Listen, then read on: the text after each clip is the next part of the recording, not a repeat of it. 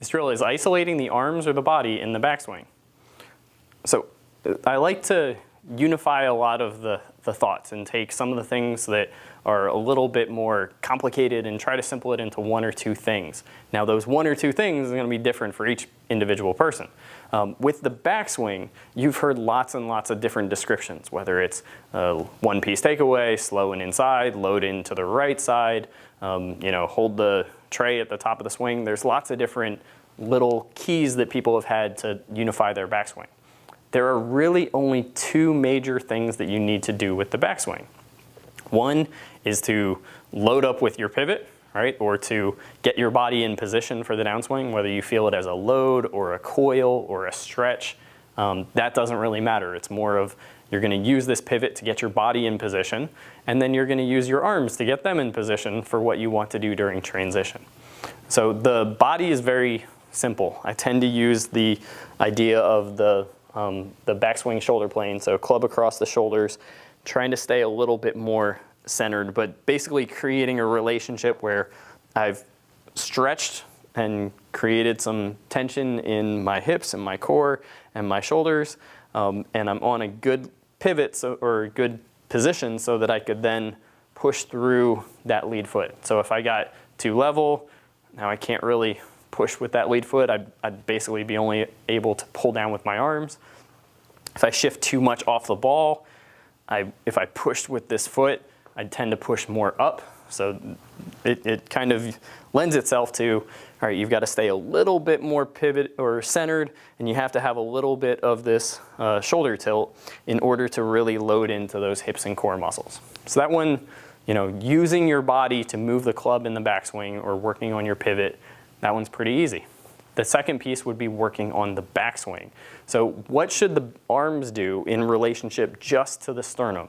If I don't move my body, right? If I don't move my everything but my shoulder blades and my arms, then what would the backswing look like? It's pretty simple if we break it down that way. What'll end up happening is this right arm is going to fold, this left arm is going to rotate slightly, that right wrist is going to extend and hinge. So it's just going to look like this. All the backswing problems where everything gets looking like it's way out of position is usually a relationship between these two different pieces. Either just the arms not doing something like this, maybe they're doing more of a movement across my body, kind of like that, not a whole lot of rotation. Maybe they're doing a movement where I tend to really hinge and cup, kind of like this, and they might even be rotating the opposite direction. Or, as I already talked about, there's some body problems you could have. But compared to the sternum, the arm movements are going to be pretty simple like this. So once you've isolated the two, it can be very helpful to practice making one or the other fixed. So I'm going to preset one or the other, and then I'm going to work on matching up so that the two halves kind of meet in the middle. I'll show you what I mean by that. So if I do the arm movement, actually I can face you, that's fine. So if I do the arm movement, it looks pretty much like this. So now if I lock my arms in place, and then I get down into my golf posture, and I make my backswing pivot, there I am at the top of my swing. So now, here we go. If I lock my arms in place, there's a little bit of rotation, a little bit of wrist set. Now, if I get down into my golf posture, and then I make my backswing pivot, that pretty much should match up. Next, I'm going to do the harder one, I think, which I'm going to preset the backswing pivot.